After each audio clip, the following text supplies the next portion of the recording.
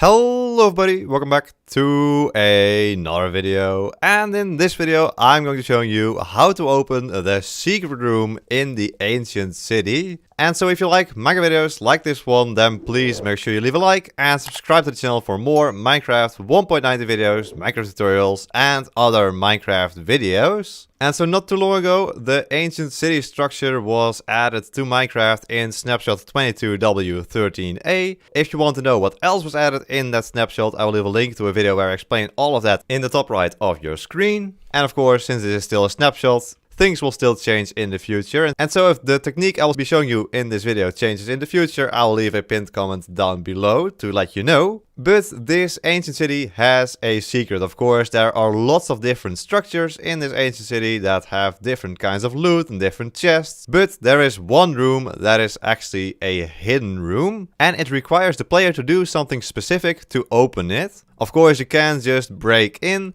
but in this video I'll actually show you how to do this in the intended way. But first a bit of history, because this is actually really special that Mojang adds a secret room to a structure, because the only other time that has happened is in the jungle pyramid, or jungle temple, which has been in the game for a very long time. And of course it had a secret room where you need to put in this code, which you actually do by pressing this lever first, then this one, then unflicking this one and unflicking this one. Then going back up over here and jumping down here where you get some loot, but not that great. And so this actually learns you a little bit of redstone, because there's a little redstone contraption in this jungle pyramid. But what we'll see in the ancient city today is far more advanced, so let's go back there. Alright, we're back. Now, to open this secret room, we should look at this chest over here, because this chest is actually really useful. So it is not a trap chest, and if you open this chest it doesn't automatically open the secret room. But we can open this chest and it has a single golden carrot in it. And so most people, when they saw this the first time, they just assumed this to be a placeholder item for a future type of loot that would generate in this chest, which might still be the case. But there is a reason it is a golden carrot and not like a dirt block or something. So let's take this golden carrot out, and then we will see that so far nothing really happens. But next we can try to eat this golden carrot, and this is where the magic will happen. So we can eat the golden carrot, but we don't see anything happening. Alright, that's weird. But if you head over here to where this bridge might be, in some variations of the ancient city this bridge is not here, but just drop down here to below the portal. There you'll find this area, and this is actually where the piston doors are. If you stand right in front of these blocks and then eat again, make sure you stand completely still so you don't make any other noise. Then eat the golden carrot and wait for a while. And there we go, the door opens. You have to be right in front of the door for it to work. If you stand a little bit over here or on top, the sound actually doesn't travel far enough for the sculk sensor to pick it up. So if I eat a carrot here, as you'll see, the doors don't open. But as soon as you step up to this left door over here, stand in front of it and then eat, then the door opens. And so this is actually because the sculk sensor that receives these noises is all the way over here. And so it's a very far away actually, and it's hard for the vibrations to actually travel all the way over here.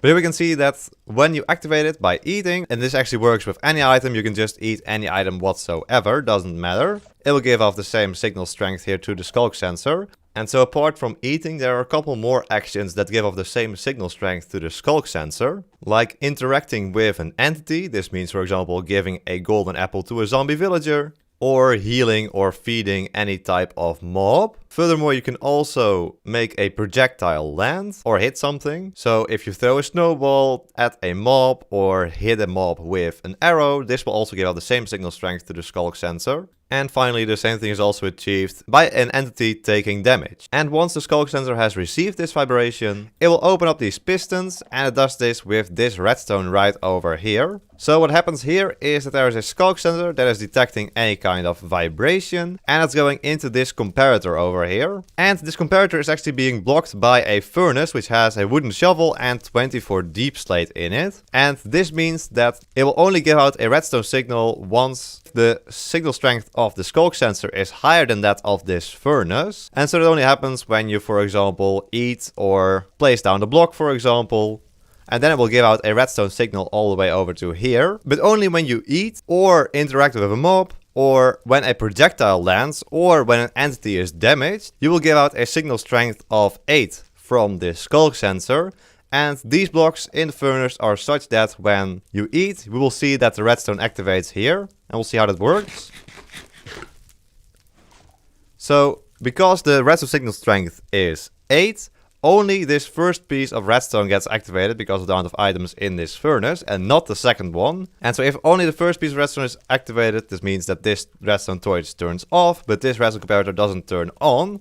And so this redstone torch can turn on. And that activates this redstone pulse extender over here, which just makes it so that this little pulse we have from the sculk sensor is actually extended to a longer period of time. And that's turned all the way over here into the piston doors to open them. And so we can look at that again here. You'll see that that happens. It goes very quick, but here we can see that the pulse extender is still activated. And we can see that the redstone signal strength is actually decreasing by these redstone lamps over here. And once it's reached all the way over here, the pulse extender turns off and the doors will close. Alright, let's look at that one more time. There we go. Redstone goes all the way to the end. The pulse extender diminishes, the redstone signal diminishes over here. And once this turns off, the doors will close.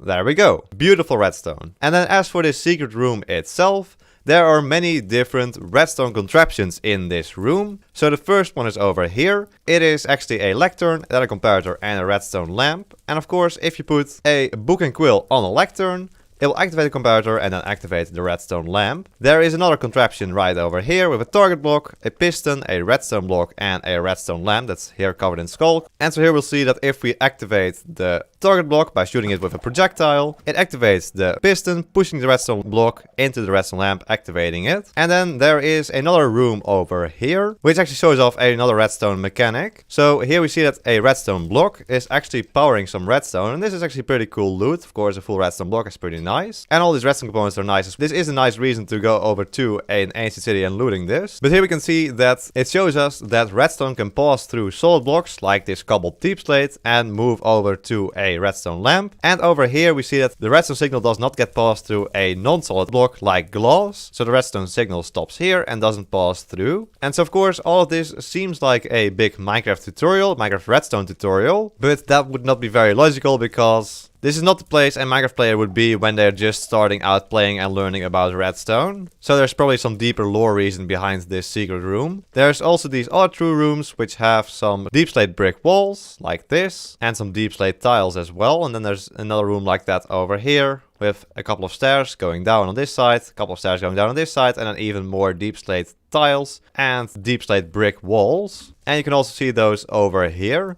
To me, it seems like this might be some sort of shop or something. That could definitely be the case. But maybe these will be filled with even more redstone contraptions in future versions of the ancient city. Who knows? And of course, if you want to leave here without breaking anything, you can just stand over here, eat another golden carrot of any other type of food, and then you can leave the secret room of the ancient city just like that. But there we go. That is how to enter and leave the secret hidden redstone room in the ancient cities for Minecraft 1.19.